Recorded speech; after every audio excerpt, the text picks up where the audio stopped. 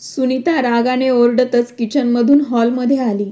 काजल, बाहेर ये लवकर. काजल घाबरतच खोलीतून धावत आली. काय झालं वहिनी? काय झालं वहिनी विचारतेस? तुला कान नाहीत का? मी किती मोठ्याने ओरडत आहे तरी ऐकू येत नाही तुला? पण वहिनी, झालं तरी काय सांगा तरी. एक काम तुला नीट जमत नाही आणि वर विचारतेस काय झालं? वहिनी, तुम्ही मला फक्त भांडे घासण्यास सांगितलं होतं आणि मी ते घासून ठेवले आहेत. सुनीताने हातातलं भांडंच तिच्या समोर फेकत विचारलं. भांड्याला साबण तसाच आहे.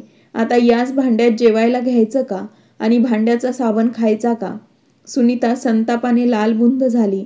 नुसतं आयतं खायला पाहिजे, घरातले काम करायला नको. वहिनी, चुकून एखाद्या भांड्याला साबण राहिला असेल आणि तसंही तुम्हाला माझं कुठलं काम आवडत नाही, त्यापेक्षा तुम्हीच काम करत जा. काजल एवढं म्हणाली आणि त्या क्षणी सुनीताने तिच्या कानशिलात एक सणसणीत मारली. काम खराब करून वरून मला सुनावत आहेस, तोंड वर करून बोलतेस. पण वहिनी. काजल पुढे काही बोलणार त्याआधी सुनीता म्हणाली, खूप तोंड सुटलंय तुझं, आता सगळी अक्कल ठिकाण्यावर आणते. असं म्हणून सुनीता तिचे केस पकडून ओढू लागली. वहिनी, सोडा, सोडा मला. काजल वेदनेने ओरडली. पुढच्या वेळेस अशी चूक करायच्या आधी 100 वेळा विचार करशील. इतक्यात शामराव तिथे आले. त्यांनी तिला थांबवत विचारलं, सुनबाई, हे काय चाललंय? सुनीता खवळून म्हणाली, तुमच्या मुलीला एक काम नीट करता येत नाही. शामराव शांतपणे म्हणाले, तिच्यावर ओरडण्याचं कारण नाही. आईविना मोठी झाली आहे ती. ती अजून लहान आहे. तू तरी समजूतदार आहेस ना? बाबा, लहान नाही ती. ती फारच हुशार आहे. मुद्दामच अशी काम करते जेणेकरून पुढचं काम टळेल. एकदा समजावून सांगा तिला. पुन्हा असं काही केलं तर माझ्यासारखं वाईट कोणी नाही. इतकं बोलून सुनीता खोलीत जाऊ लागली. तेवढ्यात प्रसाद बाहेर आला. काय झालं सुनीता? एवढा गोंधळ का घातलाय? तुमच्या वहिनीचं एक काम नीट नसतं आणि तुम्ही मलाच विचारताय. प्रसाद म्हणाला, तू तिला शांतपणे समजावून शिकवू शकत नाहीस का? आणि सध्या स्वतः घरातली कामं स्वतः करू शकत नाहीस का? तिची परीक्षा जवळ आली आहे. थोडं तू केलं असतंस तर काय बिघडलं असतं? म्हणजे आता मीच सगळं काम करू? मग या घरातल्या लोकांनी नुसतं आयतं बसून खायचं का? सुनीता तावातावानंच बोलली. त्यावर प्रसादचा संयम सुटला. त्याने तिला 2 सणसणीत थापडा मारल्या.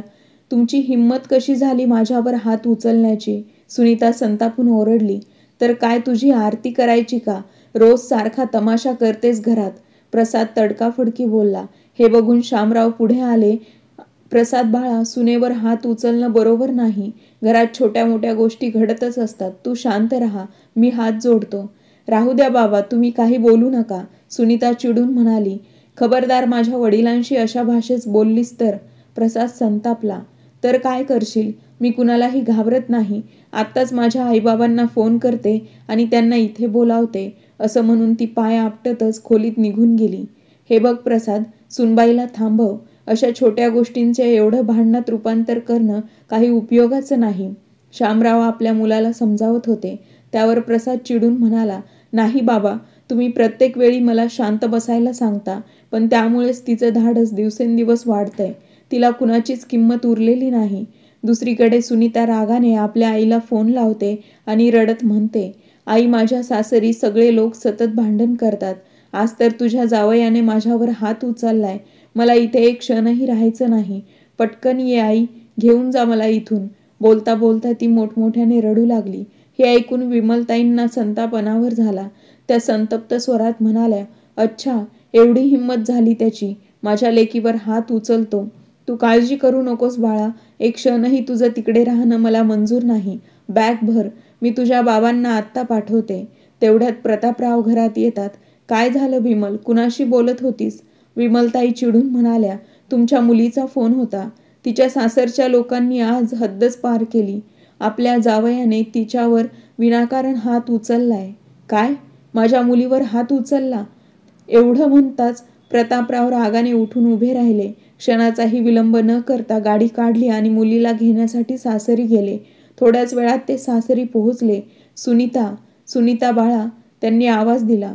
सुनीता धावत खोलीतून बाहेर आली आणि वडिलांच्या गळ्यात पडून जोरजोरात रडू लागली. रडू नकोस बाळा, आता तू सुरक्षित आहेस. काळजीचं काही कारण नाही. तेवढ्यात शामराव बाहेर आले. नमस्कार व्याही, या बसा. शामरावांचं बोलणं ऐकताच प्रतापराव संतापाने म्हणाले, मी माझ्या मुलीचं लग्न केलं होतं, विकली नव्हती. काय समजताय तुम्ही स्वतःला? काय एवढा अत्याचार करता तिच्यावर? कुठे आहे तुमचा मुलगा? त्याला बाहेर बोलवा. त्यांचा आवाज ऐकून प्रसाद बाहेर आला. साक्षात रागाचा ज्वालामुखी उडवत प्रतापराव म्हणाले, खूपच हातपाय चालायला लागलेत ना तुझे? तुला वाटतं काय सुनीता मागे कोणी नाही? तिचे आई वडील अजून जिवंत आहेत हे विसरू नको. नाही बाबा, प्रसाद उत्तरला. तुम्ही एकच बाजू ऐकत आहात. सगळं ऐका मगच निर्णय घ्या. चुकी तिचीच आहे. मला तुमची एकही गोष्ट ऐकायची नाही. प्रतापराव म्हणाले, सुनीता आपलं सामान घे आणि माझ्याबरोबर चल. कृपा करून असं पाऊल उचलू नका. शामराव म्हणाले, नको रडूस बाळा. आता रडायची वेळ आपली नाही, त्यांची आहे, ज्यांनी तुला रडवलं आहे. विमलताई व्यथित स्वरात म्हणाल्या, हे देवा, मारून मारून माझ्या फुलासारख्या मुलीची काय अवस्था केली आहे ह्या लोकांनी. तेवढ्यात सोनाली, सुनीताची वहिनी म्हणाली, पण बाबा मला एक सांगा, सुनीताला इथे घेऊन आल्याने खरोखर काही तोडगा निघेल का? आपल्या सुनेचं बोलणं ऐकताच विमलताई थेट म्हणाल्या, तोडगा कसा काढायचा ते आम्हाला माहीत आहे. तू फार डोकं लावू नकोस. बिचारी माझी मुलगी उपाशी तहानेने व्याकुळ झाली आणि तुला एवढंही सुचलं नाही की तिच्यासाठी खायला प्यायला काहीतरी करावं. फक्त उभी राहून तोंड चालवत आहेस. जा गुपचूप तिच्यासाठी काहीतरी बनव. विमलताईचं बोलणं ऐकून सोनाली शांतपणे तिथून निघून गेली. तेवढ्यात सुनीता आईला म्हणाली, आई, वहिनी काहीशी जास्तच बोलत नाही का? बाळा, तू काळजी करू नकोस. अजून तुझे आईबाप जिवंत आहेत. आम्हाला माहीत आहे आमच्या मुलीचा काहीच दोष नाही. कोणी काहीही बोलू दे, आम्हाला फरक पडत नाही. आपल्या मुलाकडे पाहत प्रतापराव म्हणाले. तेव्हा संजय म्हणाला, पण बाबा, कुठलंही पाऊल उचलण्यापूर्वी तुम्ही दोन्ही बाजूंचं म्हणणं ऐकायला हवं होतं. संजय, मला माहीत आहे तुला तुझ्या बहिणीचं ओझं वाटतंय, म्हणूनच तू असं बोलतोस. पण लक्षात ठेव, माझ्यासाठी ती ओझं नाही, माझीच मुलगी आहे. आरामात मी तिला स्वतः हाताने खाऊ घालू शकतो. हे ऐकून संजय रागारागाने तिथून निघून गेला. बघा ना बाबा, कसा तोंड फुगवून गेला माझा भाऊ, सुनीता म्हणाली. तेव्हा विमलताई म्हणाल्या, तू हे सगळं विसरून जा. मला एकच माहीत आहे, तुझ्याशिवाय 4 दिवसातच त्या लोकांची अक्कल ठिकाण्यावर येईल. तुझी सासूबाई तर या जगात नाही आणि नणंद घरातल्या कोणत्याच कामाला हात लावत नाही. त्या घरात सगळी जबाबदारी कोण पेलणार? अगं, त्यांची शुद्ध मीच ठिकाण्यावर आणीन. सर्वात आधी त्या दलालाशी बोलून त्याच्यासोबत पोलीस ठाण्यात तक्रार दाखल करीन. मग ते सगळे रांगत रांगत तुझ्या पायाशी येऊन माफी मागतील. तू काहीही चिंता करू नकोस बाळा. आता जा आणि जरा विश्रांती घे. प्रतापरावांचं बोलणं ऐकून सुनीता आतल्या खोलीत विश्रांती घ्यायला गेली. संध्याकाळी जेव्हा सुनीता एकटीच होती तेव्हा सोनाली तिच्या शेजारी येऊन बसली आणि हळुवार आवाजात म्हणाली, सुनीता, तुला खरंच वाटतं का की बाबांसोबत इथे येणं योग्य होतं? मग मी काय करायचं? तिथेच बसून मार खायचा आणि नोकरानीसारखं काम करत राहायचं? नाही सुनीता, माझा तो हेतू नव्हता. पण अशा छोट्या छोट्या गोष्टीवरून माहेरी यावं बरं दिसतं का? अहो वहिनी, दादा तुमच्याशी नीट वागतात म्हणून तुम्ही सहजपणे असं बोलू शकता. पण ज्या दिवशी दादा तुमच्या थोबाडीत मारतील त्या दिवशी तुम्हालाही हाच निर्णय घ्यावा लागेल. मी आजवर खूप सहन केलं, पण जेव्हा पाणी डोक्यावरून गेलं तेव्हाच मी हे पाऊल उचललं. पण सुनीता, असं माहेरी येऊन किती निभावणार? शेवटी सासरी परत जावंच लागतं. का जावं? मी का परत जावं? जेव्हा तिथले लोक बदलायला तयारच नाहीत तेव्हा मी का माझं आयुष्य पुन्हा त्याच नरकात घालवावं? मी घटस्फोट घेईल आणि नव्यानं सुरुवात करील. आई बाबा माझं एखाद्या चांगल्या मुलाशी पुन्हा लग्न लावून देतील, सुनीता ठामपणे म्हणाली.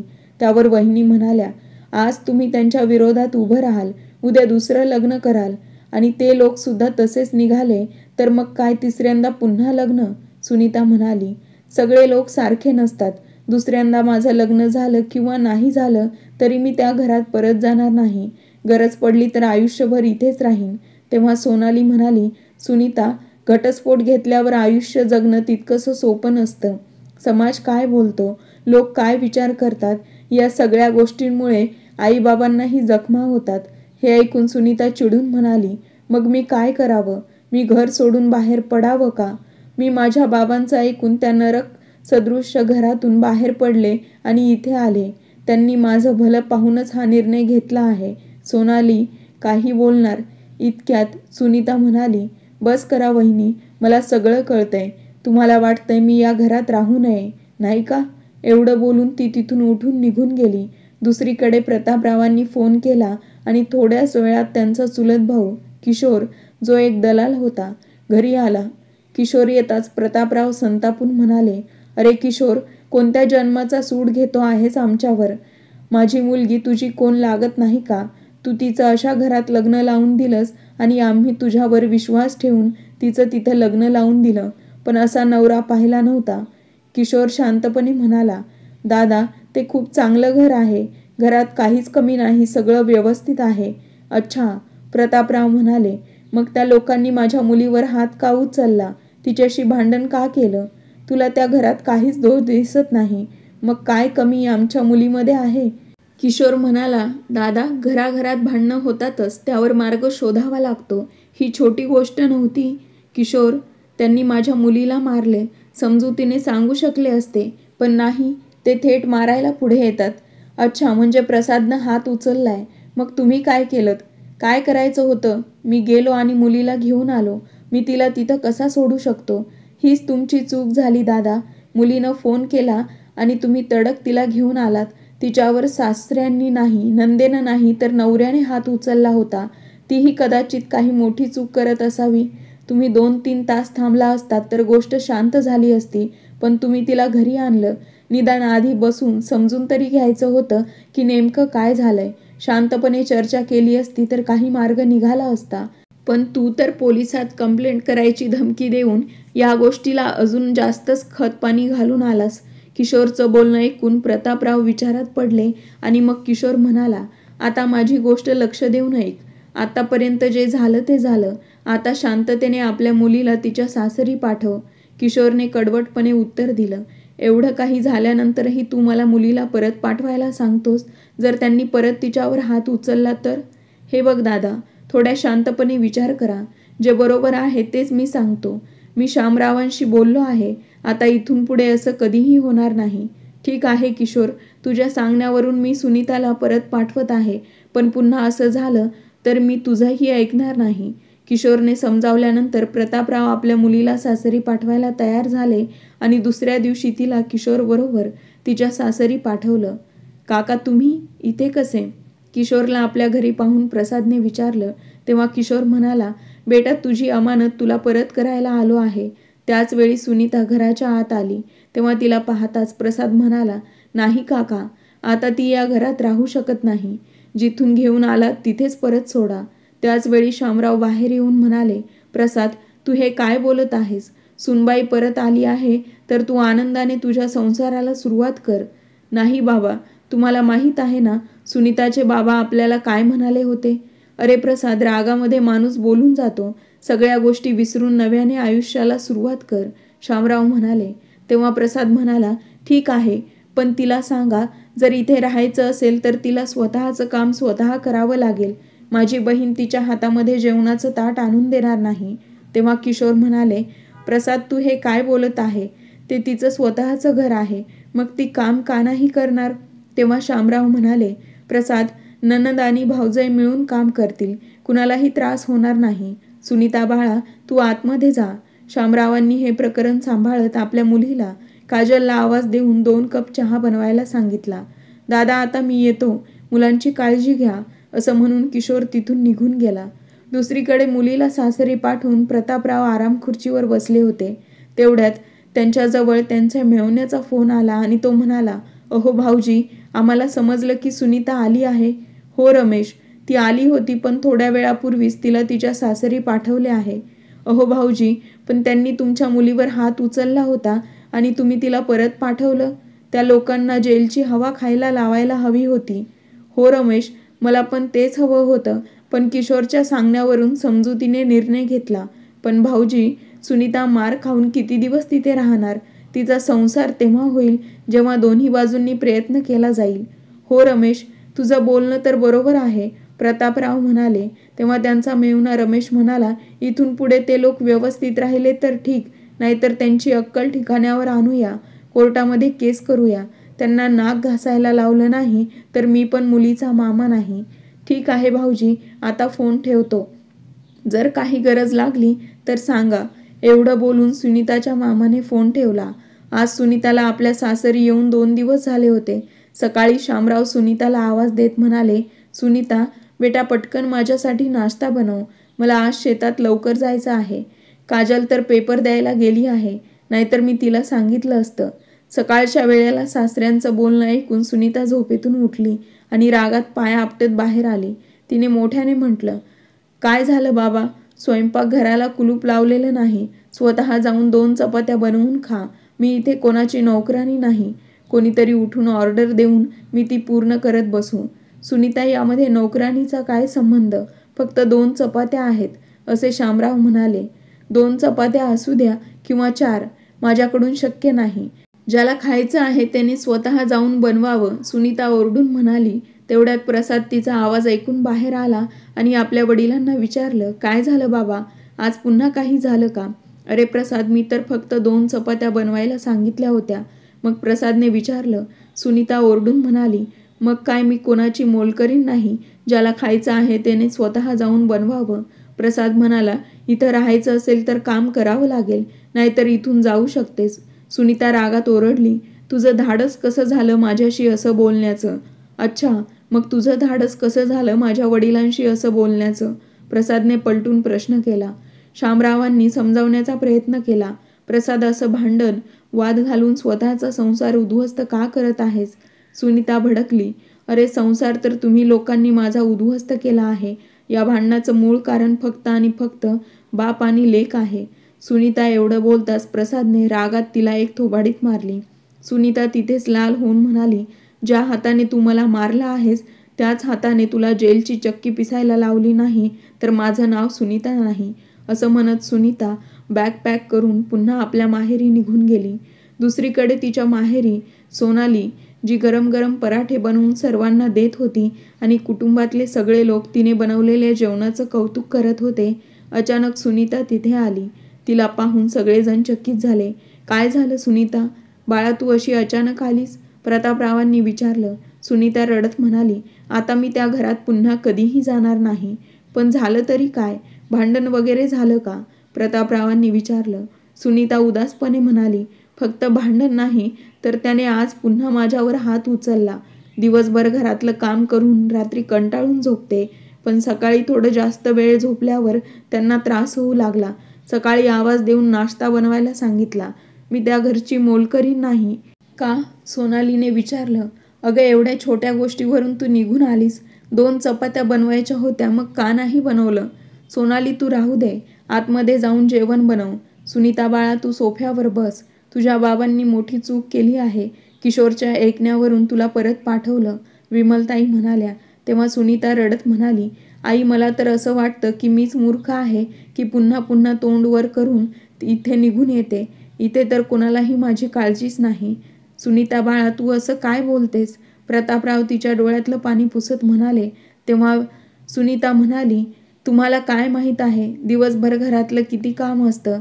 कसा तरी मी माझा संसार करत असते, पण त्या लोकांना तर मला माझा संसार करू द्यायचाच नाही.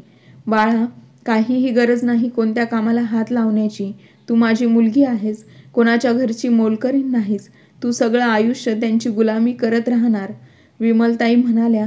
तेव्हा सुनीता म्हणाली, बस, आता मला काहीही माहीत नाही. मी तर आता त्यांच्यावर केस करूनच दम घेणार. आता मी कोणाच्याही सांगण्यावरून तिथे जाणार नाही. ते लोक तर प्रत्येक वेळी असाच विचार करणार. पहिल्यांदा येऊन छाती पुढे करून आपल्या मुलीला घेऊन गेले आणि त्यानंतर स्वतःच तिला परत पाठवलं. अशा प्रकारे तर सगळं आयुष्य ते लोक माझ्यावर हुकूम करत बसतील. सुनीता, तू चिंता करू नकोस. आता तेच होईल जे तुला हवं आहे, प्रतापराव म्हणाले. तेव्हा सुनीता भडकली. बस करा बाबा, तुम्ही नेहमी हेच बोलता आणि पुन्हा मला त्या नरकात पाठवता. सुनीता बाळा, तू हे काय बोलतेस? यावेळी तर मी त्या लोकांना सोडणार नाही, प्रतापराव रागाने म्हणाले. तेव्हा विमलताई म्हणाल्या, मी तर म्हणते त्या लोकांच्या विरुद्ध केस करा. अशा धारा लावा की ते लोक आयुष्यभर तुरुंगात सडत राहतील. अक्कल ठिकाण्यावर येईल त्या लोकांची. त्यांच्या अत्याचारामुळे माझी मुलगी बिचारी अर्धी झाली आहे. मग प्रतापराव सुनीताला विचारू लागले, सुनीता, तू ठरवलं आहेस ना? उद्या असं होईल की आपण कोर्ट केस करू आणि तू तुझ्या निर्णयावरून मागे हटशील. नाही बाबा, मी आता मागे हटणार नाही. मी स्वतः त्या लोकांपासून दुःखी झाले. जेवढ्या लवकर होईल मला त्या लोकांपासून सुटका करून घ्यायची आहे. मग ठीक आहे बाळा, मी आजच वकिलांशी बोलून येतो. एवढं बोलून प्रतापराव तिथून उठून निघून गेले. ते गेल्यानंतर सुनीता म्हणाली, आई खूप भूक लागली आहे. वहिनी अजून जेवण घेऊन आल्या नाहीत. सोनाली, अजून जेवण तयार झालं नाही का? बनवत आहेस का? स्वयंपाकघरात जाऊन झोपलीस? आत्ताच घेऊन आले आई, असं म्हणून सोनाली पटकन प्लेटमधून जेवण घेऊन आली. हे घे बाळा, आरामात बसून जेवण कर. जेवण झाल्यानंतर आतमध्ये जाऊन थोडा वेळ आराम कर. आम्ही सगळं पाहतो. रात्री सर्व काम आवरून सोनाली आपल्या खोलीत येऊन बसली तर पाहते काय, तिचे पती संजय अजूनही ऑफिसचं काहीतरी काम लॅपटॉपवर करत होते. तेव्हा सोनाली म्हणाली, अहो थोडं घराकडेही लक्ष द्या ना. संजय म्हणाला, काय झालं आता? अहो तुमची बहीण घरी आली आहे, तुम्ही तर तिच्याकडे बघायलाही तयार नाही. काही समजते का तुम्हाला? तेव्हा संजय म्हणाला, म्हणजे काय म्हणतेस? तुम्ही तिला घराबाहेर काढावं का? नाही हो, माझा तो अर्थ नाही. मी फक्त एवढंच म्हणते की तुम्ही सगळे एकाच बाजूची गोष्ट ऐकत आहात. थोडं त्या लोकांचंही ऐकून घ्या, कारण टाळी कधीही एका हाताने वाजत नाही. संजय म्हणाला, पाहिलंच ना, सोनाली गेल्यावेळी सुनीता आली होती तेव्हा आपण तिला समजावलं आणि परत पाठवलं. पण जर तिचे सासरचे लोक पुन्हा पुन्हा तिला मारत राहणार असतील तर आपण किती वेळा सहन करणार? तेव्हा सोनाली शांतपणे म्हणाली, मी फक्त एवढंच म्हणते की तिचा नवरा प्रसाद आपल्याला चांगला माहीत आहे.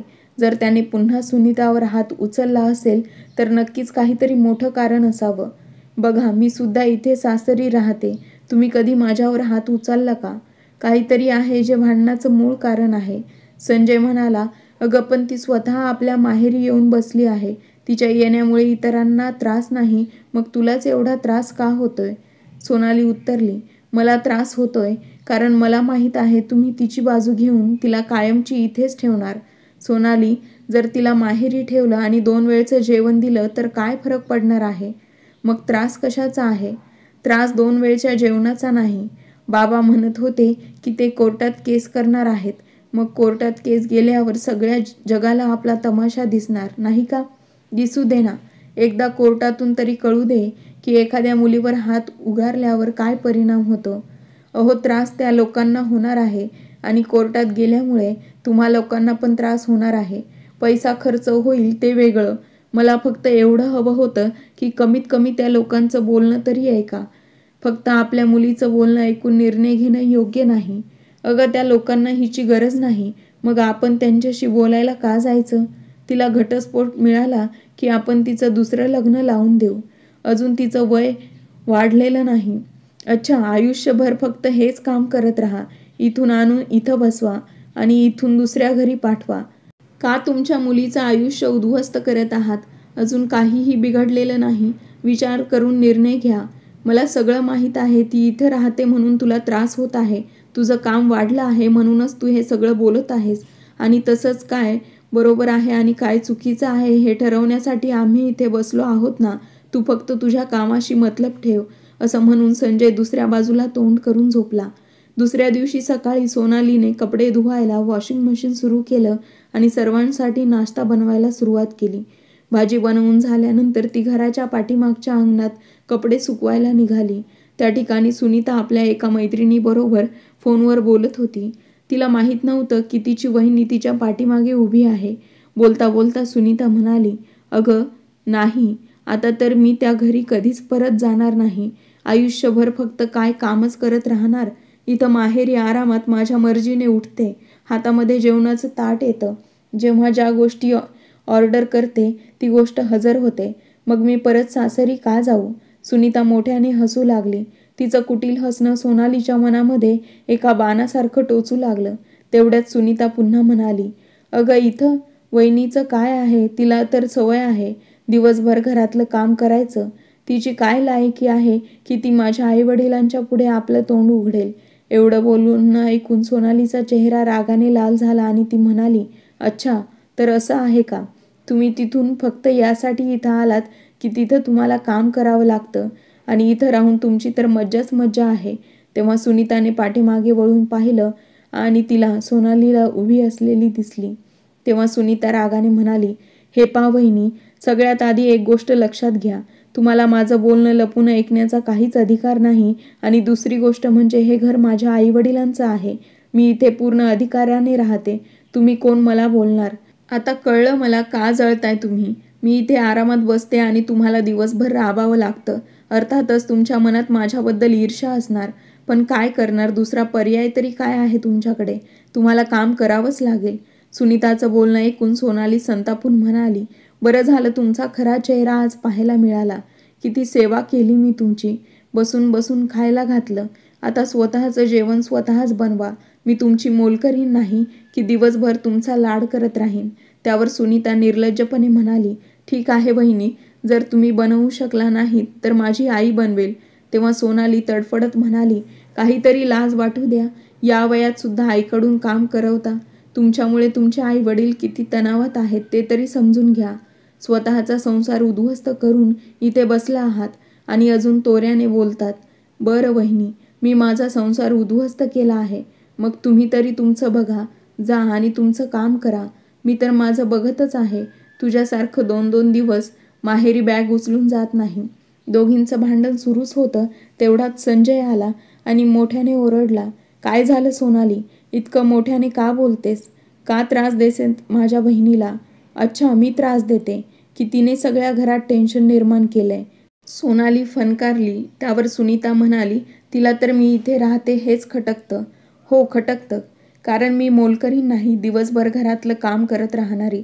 जर तुमच्या बहिणीला इथं राहायचं असेल तर माझ्यासोबत घरातलं काम तिलाही करावं लागेल. हे ऐकताच संजयने रागाने सोनालीच्या कानाखाली वाजवली. हे पाहून सुनीता म्हणाली, दादा, एक कानाखाली वाजून काही उपयोग नाही. किमान 2-4 अजून द्या, मग सुधारेल. तेव्हा संजय सोनालीकडे बघून म्हणाला, सोनाली, तुला जर या घरात राहायचं असेल तर गुपचूप राहा, नाहीतर माझ्या घरातून निघून जा. संजयचं हे रूप बघून सोनाली सुन्न झाली. पण आता तिचा निर्णय ठाम होता. ती यापुढे या घरात मोलकरीण म्हणून राहणार नव्हती. ती खोलीत गेली, बॅग भरली आणि घराबाहेर पडली. ती बाहेर आली तेव्हा प्रतापराव आणि विमलताई चकित झाले. सुनबाई, कुठे चाललीस? अशा छोट्या छोट्या गोष्टीवरून बॅग घेऊन माहेरी जात नाहीत, विमलताई म्हणाल्या. तेव्हा सोनाली म्हणाली, अच्छा, आज तुम्हाला हे सगळं छोटं वाटतंय आणि जेव्हा गोष्ट तुमच्या मुलीची असते तेव्हा तुमचं मत कुठं जातं? प्रतापराव म्हणाले, पण झालं तरी काय? सांग ना बाळा. हे पहा बाबा, मी फार काही बोलणार नाही, पण एक गोष्ट स्पष्टपणे सांगते. मी या घरात आता मोलकरीण बनून राहणार नाही. म्हणजे तुला आमच्या मुलीचा त्रास होतोय? प्रतापराव म्हणाले, त्रास? तुमची मुलगीच एक टेन्शन आहे. आईवडील आपल्या मुलीला समजावतात, तिचं लग्न टिकावं म्हणून प्रयत्न करतात, पण तुम्हीच तुमच्या मुलीचा संसार उद्ध्वस्त करताय आणि तिच्यासोबत माझा संसारही उद्ध्वस्त करताय. आजवर कधी मी तुमच्याशी मोठ्याने बोलले नाही, पण आता सारी सीमा ओलांडली गेली आहे. सोनालीचं बोलणं ऐकून प्रतापराव संतापून म्हणाले, बरं, जर तुला आमच्या मुलीपासून इतका त्रास होतोय तर तू तुझ्या माहेरी जाऊ शकतेस. आम्ही आमच्या मुलीला घरी ठेवूनही खायला घालू शकतो. हे ऐकताच सोनाली तिथून निघून गेली. तिच्या जाण्यानंतर विमलताईंनाही चिंता व्यक्त करत विचारलं, अहो, हे काय केलं तुम्ही? आपल्या लेकीचं लग्न आधीच मोडलं होतं, आता आपल्या मुलाचंही घर उद्ध्वस्त होणार की काय? त्यावर प्रतापराव ठामपणे म्हणाले, झालं तर होऊ दे, पण माझ्या मुलीला कोणी त्रास दिला तर मी ते कदापि सहन करणार नाही. 1 आठवडा उलटून गेला होता. विमलताईंना आधीपासून अस्थमाचा त्रास होता. दिवस रात्र घरकाम करत करत त्यांची तब्येत अजूनच बिघडली होती. म्हणून त्यांनी आपली मुलगी सुनीताला स्वयंपाक आणि कपडे धुण्याची जबाबदारी दिली. सतत काम करत करत सुनीता अक्षरशः थकून गेली होती. कसंबसं सगळं आवरून ती थोडा दम घेत होती. इतक्यात विमलताईंनी पुन्हा हाक मारली. विचारलं, सुनीता बाळा, तुझ्या बाबांना गॅसचा त्रास होतोय, त्यांच्यासाठी थोडी खिचडी करून दे. हे ऐकताच सुनीता चिडून म्हणाली, आई, तुम्ही लोकांनी तर माझं जगणं मुश्किलच करून टाकलंय. एवढं छोटंसं काम तू स्वतः करू शकत नाहीस का? विमलताई हळू आवाजात म्हणाल्या, बाळा, सोनाली गेल्यापासून सगळी कामं मीच करते. 2 दिवस तुला काम करावं लागलं तरी तू मलाच उलट उत्तर देतेस. उत्तर देऊ नको तर काय करू? घरातलं सारं ओझं माझ्यावरच टाकून दिलंय. मी थकून गेले आहे, सुनीता रागाने ओरडली. त्यावर विमलताई शांतपणे म्हणाल्या, ठीक आहे बाळा, थोडा वेळ विश्रांती घे, मग करून दे खिचडी. पण सुनीता संतापून म्हणाली, सकाळपासून तूही निवांत बसली आहेस, तुला खिचडीसारखं साधं काम जमत नाही का? विमलताई दुःखाने म्हणाल्या, बाळा, माझी तब्येत बरी असती तर मीच केली असती, पण फारच अशक्त वाटतंय. आई, फक्त खिचडी बनवायची आहे, डोंगर फोडायचा नाही. थोडंसं चाललं म्हणजे आभाळ कोसळणार नाही, सुनीता उपहासाने म्हणाली. तेवढ्यात प्रतापराव बाहेरून आले आणि म्हणाले, अगं सुनीता, माझ्यासाठी एक ग्लास गरम पाणी आण, मला औषध घ्यायचं आहे. आणि हो, हे कुर्ता पायजमा इस्त्री करून ठेव, बाहेर थोडं जायचं आहे. असं म्हणून त्यांनी कपडे सुनीताकडे दिले. पण आता मात्र सुनीता विस्फोटासारखी भडकली. ज्याला बघावं तो सुनीता सुनीता करतोय. 2 मिनिटंही शांत बसायला मिळत नाही. सकाळपासून घरातली सगळी कामं मीच करते. वडिलांनी शांतपणे समजावलं. बाळा, तू अशी का बोलतेस? तुझी आईची तब्येत बरी नाही म्हणून तुला काम सांगितलं. पण सुनीताचा संयम सुटला होता. ती ठामपणे म्हणाली, आता मी घरातलं कोणतंच काम करणार नाही. मग तिने वडिलांचे कपडे आईकडे फेकून दिले आणि ओरडून म्हणाली, घ्या हे, मला नाही करायची इस्त्री. असं म्हणत ती रागाने थेट आपल्या खोलीत गेली आणि दार लावून झोपून गेली. हे सगळं पाहून प्रतापराव आणि विमलताई स्तब्ध झाले होते. तिचं डोकं ठिकाण्यावर आहे का? कसं बोलते बघा. मी आजवर कधीच तिच्याशी मोठ्या आवाजात बोललो नाही, तिच्यावर प्रेम केलं, जपलं, आणि आता सुनबाई गेल्यानंतर ती आपल्याशी असं वागते आहे. तेव्हा विमलताई म्हणाल्या, सुनीतामुळेच आपली सून आपल्यावर नाराज झाली आणि माहेरी निघून गेली. एकदा तिच्या आईवडिलांना फोन करून बघूया, कदाचित तिला परत पाठवतील. प्रतापराव म्हणाले, कळत नाही आता काय करावं. इकडे हे टेन्शन आणि तिकडे कोर्टात केस सुरू आहे. वकील इतका पैसा मागतोय की खिशाला पार चाट लागली आहे. कितीतरी लोकांकडून सल्ला घेतला. सगळ्यांचं एकच म्हणणं आहे, तुमच्या मुलीची समजूत काढा आणि तिला सासरी पाठवा. काय माहीत आपल्या घराला कुणाची नजर लागली. चांगलं खाऊन पिऊन हसत खेळतं राहत होतो. पण जेव्हापासून सुनीता भांडून इथे आली आहे तेव्हापासून घरातली शांतीच गेली. आता तर मला वाटायला लागलं की आपण तिला इथे आणून फार मोठी चूक केली. ज्या प्रकारे ती कात्रीगत तोंड चालवते त्यामुळे तर वाटतं की सगळी चूक हिचीच आहे. चला, मी गावच्या सरपंचाशी बोलतो. असं म्हणत प्रतापराव संजयला घेऊन सरपंचाकडे गेले आणि सगळी गोष्ट सांगितली. मग म्हणाले, मी कोर्टाच्या केसमध्ये अडकलोय. वकील खूप पैसे मागतोय, ते मी कुठून आणू? सरपंच म्हणाले, पैशांचा विचार सोड आणि तुझ्या मुलीला सासरी परत पाठव. सरपंच, हे काय बोलताय तुम्ही? ती लोक ती पुन्हा मारतील. सरपंच म्हणाले, माझ्या मते चूक तुमचीच आहे. कसं काय तुमचं म्हणणं आहे की चूक आमचीच? कोणते आईवडील स्वतःच्या मुलीला मार खाताना पाहून गप्प बसतील? तेव्हा संजय म्हणाला, थोडं भांडण झालं की बाबांनी सुनीताला लगेच घरी बोलावून घेतलं. कुणाचं ऐकत नाही ते. सरपंच म्हणाले, संजय, तुझे वडील कुणाचं ऐकत नाहीत हे बरोबर, पण तू काय केलंस? तू तर तुझ्या बायकोवर हात उचलला आणि तिला घराबाहेर काढलं. हे ऐकून संजय शांत झाला, नजर खाली घालून बसला. सरपंच पुढे म्हणाले, प्रताप, तुझी सून म्हणजे साक्षात अन्नपूर्णा. ती रात्रंदिवस तुमची सेवा करत होती, पण तिला तुझ्या मुलीनेही नांदू दिलं नाही. 4 दिवसातच नवरा बायकोमध्ये फूट पाडली. मग ती आपल्या सासरच्या लोकांमध्ये काय वाद घालत असेल कल्पना कर. मी शामराव आणि प्रसाद दोघांना ओळखतो.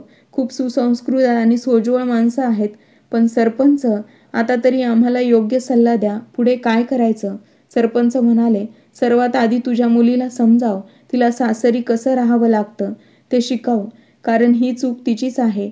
तिला योग्य धडा दे आणि सन्मानाने सासरी परत पाठव.